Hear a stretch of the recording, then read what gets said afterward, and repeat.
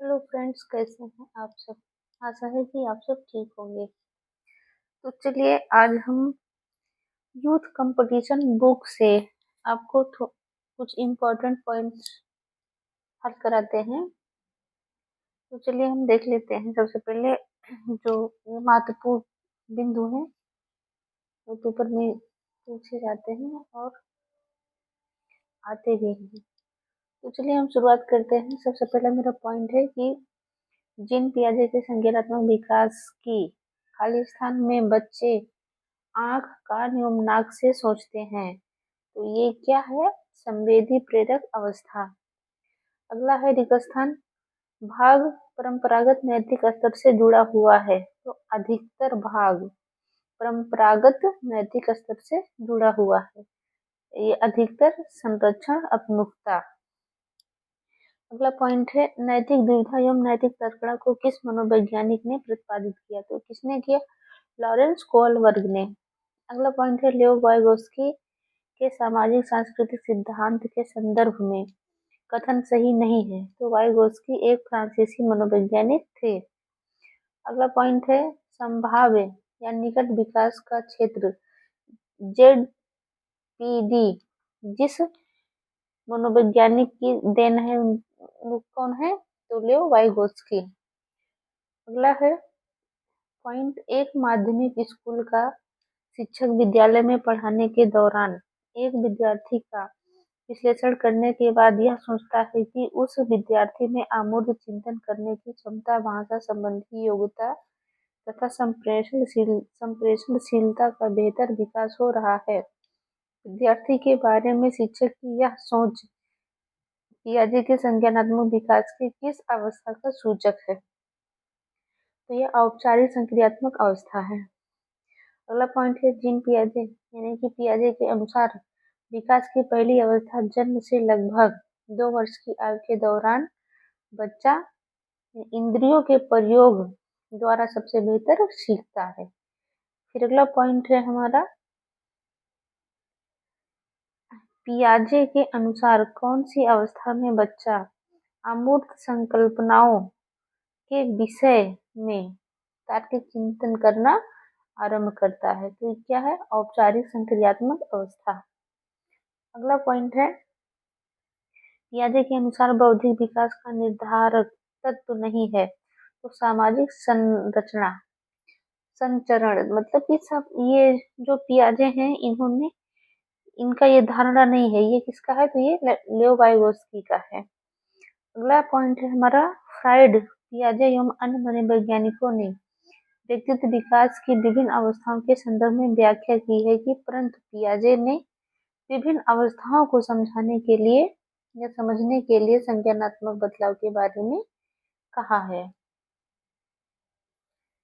अगला पॉइंट देखते हैं पियाजे के अनुसार मूर्त संक्रियाओं का स्तर किस अवधि से में घटित होता है? तो 7 से 11 वर्ष। जब बच्चे की दादी उसे उसकी माँ की गोद से लेती है तो बच्चा रोने लगता है। बच्चे के रोने का कारण वियोग दुश्चिंता है। अगला है एक शिक्षिका अपने शिक्षार्थियों को विभिन्न अधिगम शैलियों को संतुष्ट करने के लिए वैविध्यपूर्ण कार्यों का उपयोग करती है। वह प्रभावित है तो गार्डन के बहुबुद्धि सिद्धांत से। अगला पॉइंट है हमारा कोहलबर्ग के अनुसार शिक्षक बच्चों में नैतिक मूल्यों का विकास कर सकता है। तो कैसे? नैतिक मुद्दों पर आधारित चर्चाओं में शामिल करके। फिर अगला पॉइंट है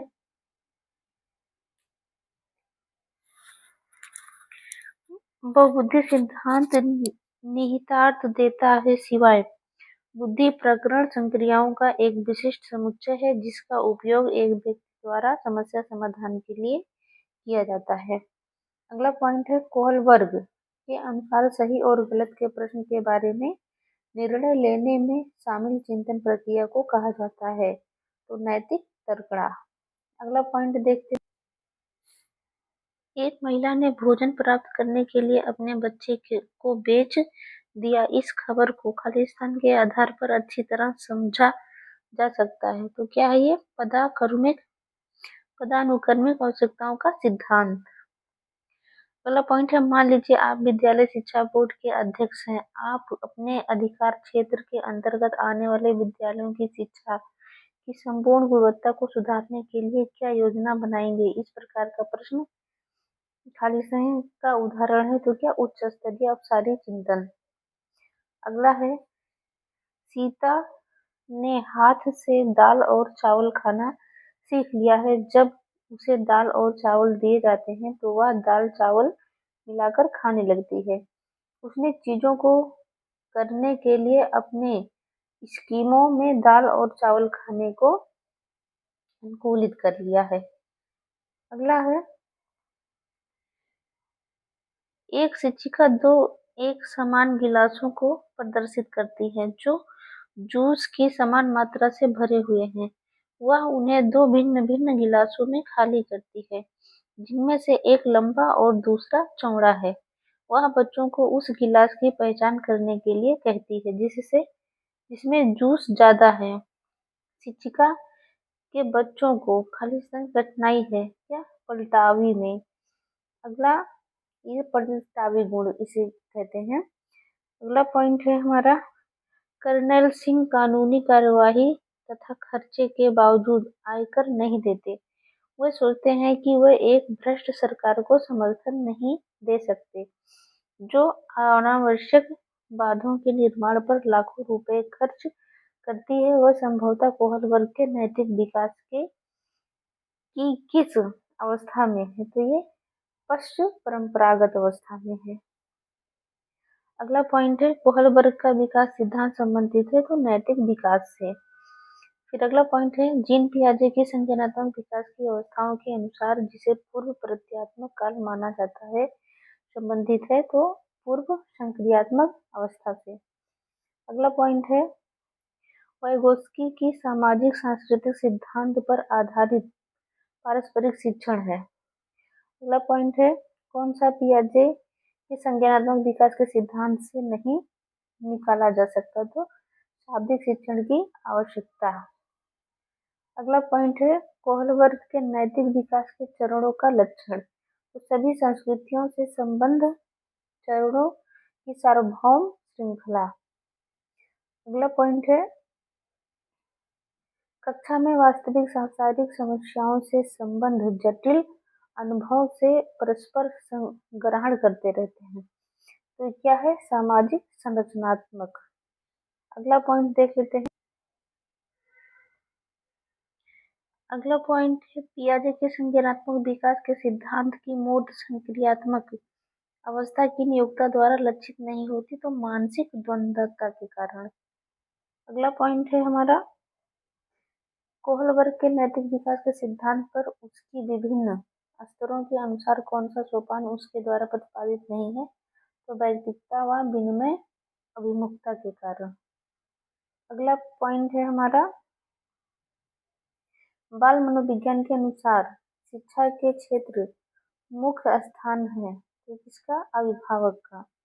अगला पॉइंट देख, पियाजे के अनुसार 2 से 7 वर्ष के बीच का एक बच्चा संज्ञानात्मक विकास की पूर्व संक्रियात्मक अवस्था में है। फिर अगला पॉइंट है, अमूर्त वैज्ञानिक चिंतन के लिए शिक्षा क्षमता का विकास आवश्यकताओं में से किसकी एक विशेषता है? तो औपचारिक संक्रियात्मक अवस्था। अगला पॉइंट है, मानसिक संरचनाएं जो चिंतन के निर्माण के प्रखंड हैं इसके लिए पियाजे ने किस शब्द का प्रयोग किया है? तो स्कीमा या धारणाएं अवधारणाएं। अगला पॉइंट है, वाइगोत्स्की के अनुसार बच्चे स्वयं से क्या बोलते हैं? तो बच्चे अपने कार्य को दिशा देने के लिए बोलते हैं। अगला पॉइंट है, जीन पियाजे के द्वारा संरक्षण के प्रत्यय से तात्पर्य है कि कुछ भौतिक गुणधर्म वही रहते हैं चाहे बाहरी आकृतियां बदल जाएं। अगला पॉइंट है, कोहल वर्ग के अनुसार किस अवस्था में नैतिकता बाह्य कारकों द्वारा निर्धारित होती है? तो पूर्व पारंपरिक अवस्था। अगला पॉइंट है, जीन पियाजे के अनुसार संज्ञानात्मक विकास के किस चरण पर बच्चा वस्तु स्थायित्व को प्रदर्शित करता है? संवेदी प्रेरक चरण पर। अगला पॉइंट है, बच्चों के बारे में किस कथन से वायुगोस्की सहमत होते हैं। तो बच्चे समवयस्कों और वयस्कों के साथ सामाजिक अंतःक्रियाओं के माध्यम से सीखते हैं।